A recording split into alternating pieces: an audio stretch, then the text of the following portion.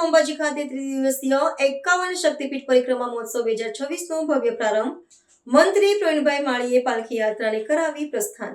પવિત્ર યાત્રાધામ તથા આદ્ય શક્તિપીઠ અંબાજી ખાતે ગુજરાત સરકાર, ગુજરાત પવિત્ર યાત્રાધામ વિકાસ બોર્ડ તથા શ્રી આરાસુરી અંબાજી માતા દેવસ્થાન ટ્રસ્ટના સંયુક્ત ઉપક્રમે આયોજિત 3 દિવસીય 51 શક્તિપીઠ પરિક્રમા મહોત્સવ 2026નો વન અને પર્યાવરણ રાજ્યમંત્રી શ્રી પ્રવીણભાઈ માળીની ઉપસ્થિતિમાં પ્રારંભ થયો હતો.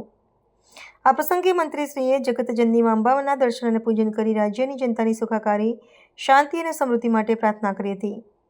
ત્યારબાદ પરંપરાગત પાલખી યાત્રા અને પવિત્ર જ્યોત યાત્રાને લીલી ઝંડી આપી વિધિવત રીતે પ્રસ્થાન કરાવ્યું હતું.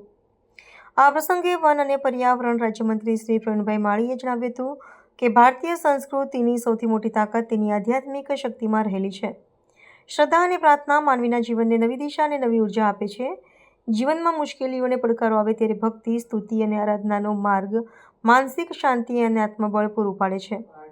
મંત્રીશ્રીએ પોતાના વિદેશ પ્રવાસના અનુભવ અંગે જણાવ્યું હતું કે અનેક વિકસિત દેશોમાં સુખ સુવિધાઓ હોવા છતાં આધ્યાત્મિકતાના અભાવે માનસિક તણાવ અને આત્મહત્યાના કિસ્સાઓ વધતા જાય છે.